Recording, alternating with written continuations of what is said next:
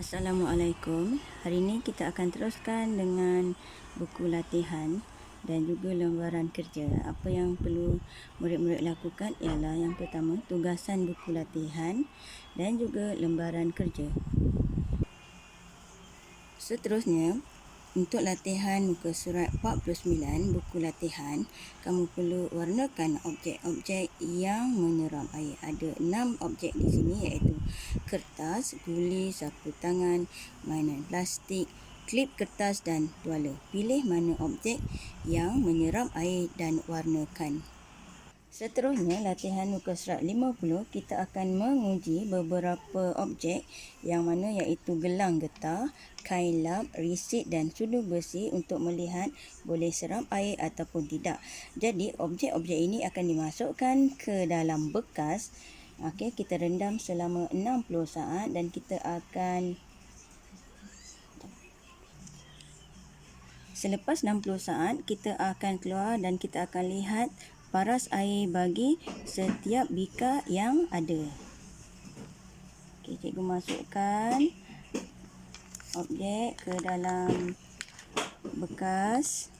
Okey, kertas plastik dan akhir sekali sudu besi. Kita tengok selama 60 saat.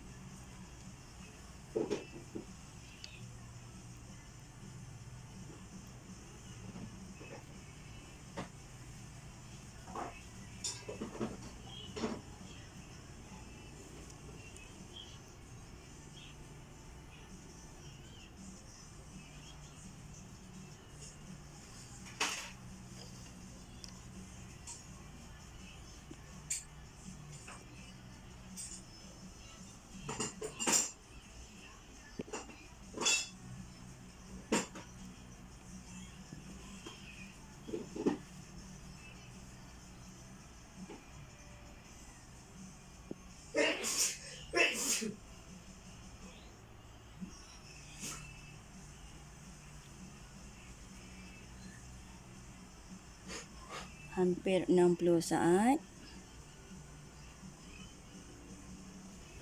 Saya akan keluarkan objek-objek ni dan kita akan lihat paras air yang tinggal di dalam bekas. Okey. Kita dapat lihat kain lap dapat menyerap banyak air kerana air yang tertinggal di dalam bekas tinggal sangat sedikit berbanding dengan gelang getah dan juga sudu besi yang tiada perubahan. Kertas risit ada perubahan sedikit, bermaksud dapat menyerap sedikit air. Okey, berbalik kepada latihan muka surat. Okey, untuk latihan muka surat 50, gelang getah. Okey, kalau kamu dapat lihat pada bekas, tiada perubahan, bermaksud tiada penurunan bekas di dalam air di dalam bekas. Jadi untuk dalam buku teks, kamu gariskan paras awal untuk sama dengan paras akhir di dalam buku latihan ni. Okey, tidak berubah, paras dia tidak berubah. Jadi menyerap air, gelang getah tidak menyerap air, tidak perlu tanda right. Seterusnya, kain lap, berlaku sedikit penurunan. Okey, penurunan pada kain lap. So, kain lap di dalam bika bekas yang akhir, kita gariskan sedikit. Okey, kerana pada paras awal, ni paras awal dan paras akhir, dia menyerap banyak air, yang tertinggal hanya sedikit. Kain lap menyerap air, tandakan right. Seterusnya, kertas risit, ada sedikit penurunan. Okey, tak banyak tapi sedikit sebab kertas risit menyerap air. Okey, jadi untuk bekas bika di dalam kolom yang kedua, kotak yang kedua, kita tandakan, gariskan sedikit.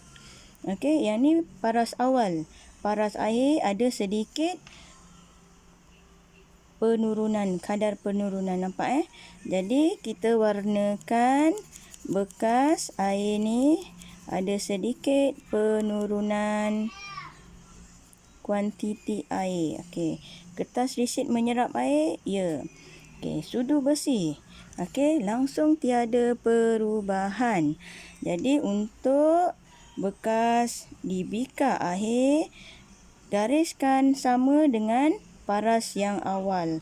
Kenapa paras yang awal tu sama? Sebab sudu besi tidak menyerap air. So kita warnakan. Okey. Okey, jadi untuk objek gelang getah, kain lap, kertas risit dan sudu besi yang hanya menyerap air ialah kain lap. Kita nampak keputusannya air yang tertinggal di dalam bekas tinggal sedikit. Okey, kertas risit tak banyak perubahan tetapi kertas risit ada menyerap sedikit air. Jadi dua ni sahaja yang perlu ditanda right. Seterusnya, muka surat 51, kamu kelaskan objek-objek mengikut kumpulannya, iaitu objek boleh menyerap air dan kumpulan objek tidak boleh menyerap air. Berdasarkan gambar-gambar yang diberikan di atas, iaitu belon, kain lap, tisu dapur, cermin muka, kertas dan sudu besi, masukkan ke dalam kumpulan sama ada boleh serap air ataupun tidak boleh serap air. Seterusnya, buku latihan muka surat 52, kita akan uji iaitu beberapa objek yang boleh serap air dan keupayaannya sama ada menyerap air banyak atau sedikit.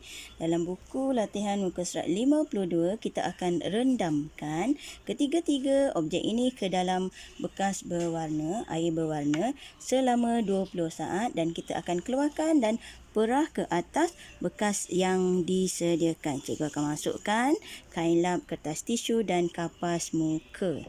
Okey, selama 20 saat.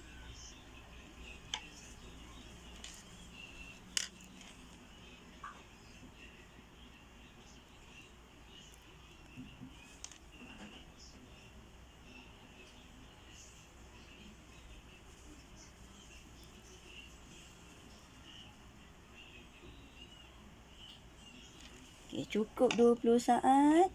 Cikgu akan keluarkan dan kita akan perah ke dalam bekas. Yang pertama iaitu kain lap. Okey. Apakah keupayaan bagi kain lap ni untuk menyerap air?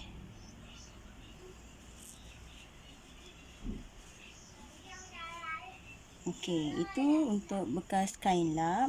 Seterusnya kertas tisu.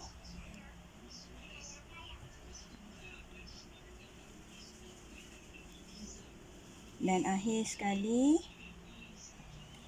kapas muka.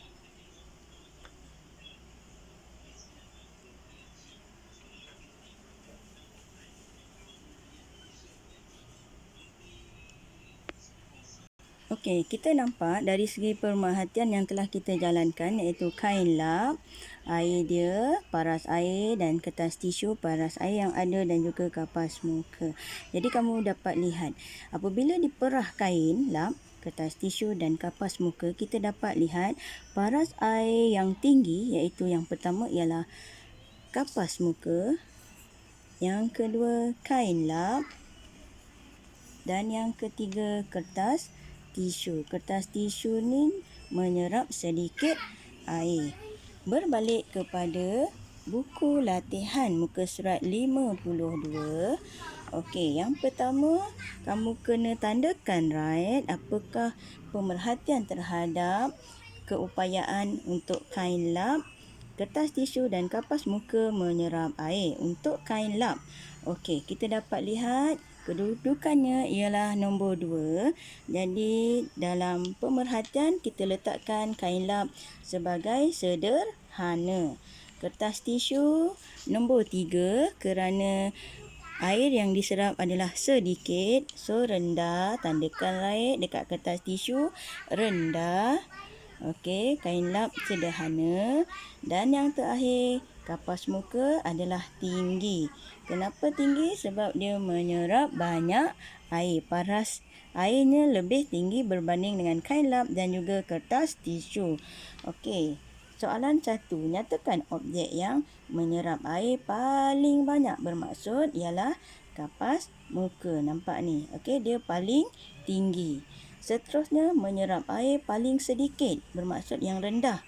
Okey, kain lap sederhana, bermaksud kertas tisu sederhana.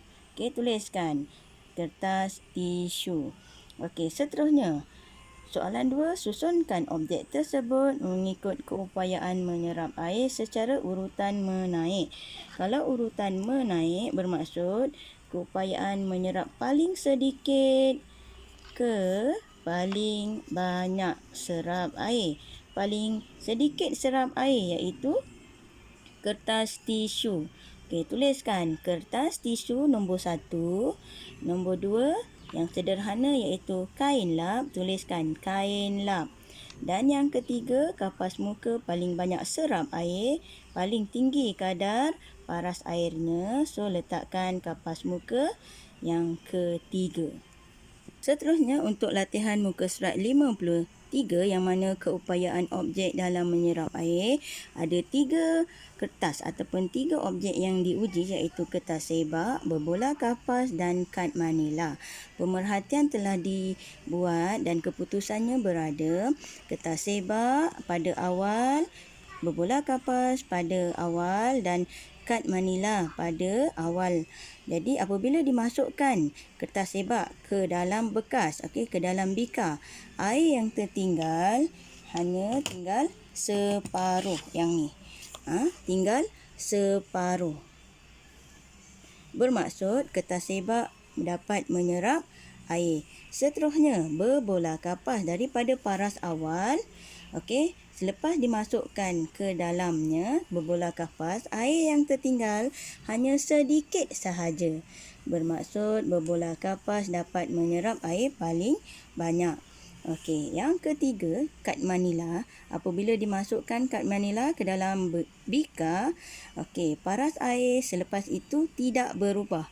Bermaksud kad manila tidak banyak menyerap air. Soalan nombor 1. Objek mana yang paling banyak serap air? Berbola kapas. Tengok. Apabila dimasukkan berbola kapas, air yang tinggal hanya sedikit. Bermaksud berbola kapas banyak menyerap air. Yang kedua, objek mana yang menyerap sedikit air? Tentulah kad manila. Ini kerana tiada penurunan paras air daripada paras sebelum sehinggalah selepas tidak berubah. Bermaksud kad manila tidak banyak menyerap air. Yang ketiga, susun objek mengikut keupayaan menyerap air secara menaik. Daripada menyerap sedikit sehinggalah yang banyak. Yang menyerap sedikit. Yang pertama, tuliskan di sini kad manila.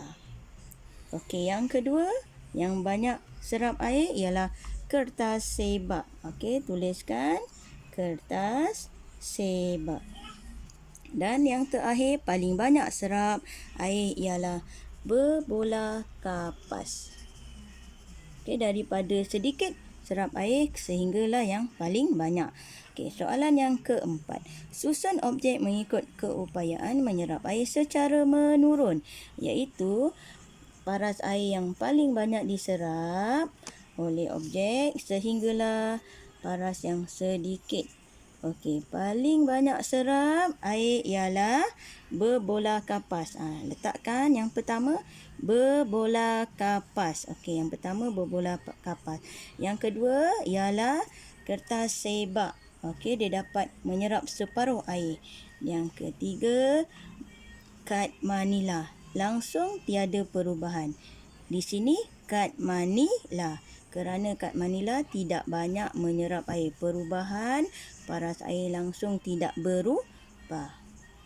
Seterusnya, lembaran kerja 3, kamu perlu kelaskan objek kepada kumpulan yang boleh serap air dan kalis air. Kalis air ni yang tidak dapat serap air. Yang tidak dapat serap. Kalau serap air ni bermaksud boleh menyerap air. Objek pertama, butang, sapu tangan, surat khabar, sudu. tuala, kertas tisu, duit siling dan juga gelas. Manakah objek-objek yang dapat serap air? Okey, yang pertama dah tentulah sapu tangan, surat khabar, tuala dan juga kertas tisu. Masukkan dalam kumpulan serap air. Yang kalis air bermaksud tidak dapat serap air. Okey, butang, sudut, duit siling dan juga gelas. Okey, lembaran kerja 4 iaitu kamu perlu bulatkan objek. Okey, kita ada bola, benang, cawan, surat khabar, baju, tuala, guli dan juga garfu. Jadi, kamu perlu bulatkan objek-objek yang mana menyerap air. Seterusnya, lembaran kerja 5, kamu lihat objek-objek seperti postcard, span, berus gigi, gelas, kapas, mop, pemadam dan juga sikat. Masukkan ke dalam kumpulan yang menyerap air, objek yang kalis air. Objek kalis air ni tidak dapat serap air. Okey, manakah objek yang boleh menyerap air? Okey, seperti postcard, span, kapas dan juga mop. Okey, objek yang kalis air bermaksud tidak serap air. Yang pertama berus gigi, gelas, pemadam dan juga sikat. Masukkan ke dalam kumpulan yang kalis air. Bagi murid-murid yang belum mendapatkan fail kerja rumah untuk sains, boleh buat kemudian. Okey, setakat itu dulu. Jangan lupa send ke email cikgu. Terima kasih.